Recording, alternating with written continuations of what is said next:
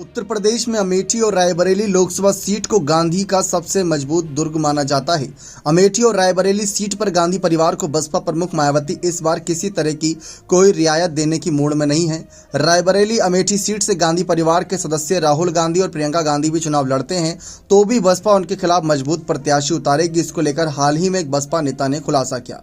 दरअसल बसपा के उत्तर प्रदेश अध्यक्ष विश्वनाथ पाल ने मीडिया से बातचीत में कहा कि अमेठी और रायबरेली दोनों सीट पर बसपा चुनाव लड़ेगी और रायबरेली जिस तरीके से चर्चा है, अमेठी सीट जिस तरीके से चर्चा है, कांग्रेस कहीं ना कहीं पहले से उस पर डगमगाई हुई है। दोनों ही सीटों पर बसपा अपने उम्मीदवारों को लेकर जल्द ही नाम फाइनल करेगी, जिनके नामों का ऐलान जल्द कर दिया जाएगा। 20 अप्रैल तक बसपा दोनों ही सीट पर प्रत्याशी के नामों की घोषणा कर देगी। 2019 में अमेठी और रायबरेली सीट को लेकर उन्होंने कहा कि हमने इसलिए चुनाव नहीं लड़ा था क्योंकि सपा ने तय किया था कि हम गांधी परिवार के खिलाफ प्रत्याशी नहीं उतारेंगे, इसीलिए यहाँ पर बसपा ने भी अपना प्रत्याशी नहीं उतारा। बता दें कि रायबरेली सीट पर अभी तक अमेठी और रायबरेली सीट को लेकर अभी तक कांग्रेस ने भी अपने पत्ते नहीं खोले हैं, जबकि बसपा प्रदेश अध्यक्ष विश्वनाथ पाल ने कहा कि रायबरेली और अमेठी सीट पर कांग्रेस किसे चुनाव लड़ाती है, ये उनका अंदरूनी मामला है। मायावती ने तय किया है कि गांधी परिवार से कोई चुनाव लड़े या फिर कांग्रेस का कोई दूसरा नेता, लेकिन बसपा अपना प्रत्याशी उतारेगी। बसपा दोनों सीट पर गांधी परिवार को वॉक ओवर नहीं देगी, बल्कि पूरे दमखम के साथ चुनाव लड़ेगी। अमेठी और रायबरेली हाई प्रोफाइल सीटें हैं जिन पर चुनाव लड़ने के लिए कई दावेदार हैं। हम जल्द ही दोनों सीटों पर उम्मीदवारों के नाम की घोषणा करेंगे। सूत्रों की माने तो अमेठी लोकसभा सीट पर बसपा रवि मौर्य को टिकट दे सकते हैं। हालांकि विश्वनाथ पाल ने कहा कि अमेठी चुनाव लड़ने वाले दावेदारों में रवि मौर्य का नाम जरूर है, लेकिन नाम फाइनल नहीं है। उनका कहना है कि ओबीसी और ठाकुर दोनों ही समाज से प्रत्याशी हैं, लेकिन हम स्थानीय समीकरण को देखते हुए अपने उम्मीदवार घोषित करेंगे। इसके साथ उन्होंने कहा कि ताकि बीजेपी और कांग्रेस दोनों के लिए बड़ी चुनौती बन सके, यहाँ से सियासी समीकरण हमारे पक्ष में है।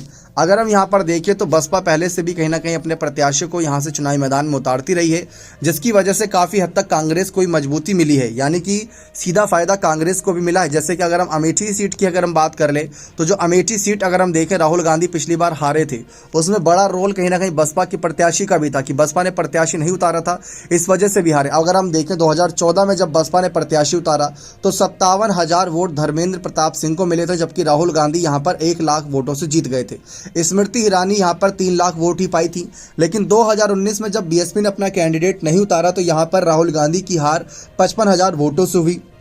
अगर वही 55,000 वोटर्स बसपा की तरफ चले जाते तो क्या राहुल गांधी हारते? इतनी आसानी से नहीं हारते। इसी वजह से यहाँ पर बड़ा फैक्टर कहीं ना कहीं बसपा का कैंडिडेट भी रहा। साल 2009 में तो बहुजन समाज पार्टी ने इतनी कड़ी टक्कर दी थी कि नंबर 2 की पार्टी रही थी सीट पर। इससे पहले साल 2004 में भी नंबर 2 की पार्टी बहुजन समाज पार्टी ही रही थी। भाजपा का इतना अच्छा खास जनाधार नहीं था। तो इस तरीके से बसपा का यहाँ पर एक मजबूत कैंडिडेट रहा है, लेकिन यहाँ पर अब बसपा किस तरीके से परेशान करेगी गांधी परिवार को, ये देखना दिलचस्प रहेगा, क्योंकि मायावती ने इस बार मूड बनाया हुआ है कि सामने चाहे कोई भी हो, उनको 80 की 80 सीटों पर अपने प्रत्याशी उतारने हैं और जीत का दावा करना है। लेकिन इस बार फिलहाल नतीजों को देखते हुए ऐसा कहा जा रहा है कि कई हद तक यहां पर रायबरेली सीट पर सोनिया गांधी का चुनाव ना लड़ना भी प्रियंका गांधी के लिए मुसीबत बन सकता है अगर वह चुनावी मैदान में रहेंगी, क्योंकि बसपा का भले ही 1 लाख या 60,000 50,000 वोट बैंक रहा हो, लेकिन वोट बैंक होता है और इससे कहीं ना कहीं मजबूती मिलती है चुनावी मैदान में। अब देखते हैं बसपा का प्रत्याशी कौन होता है।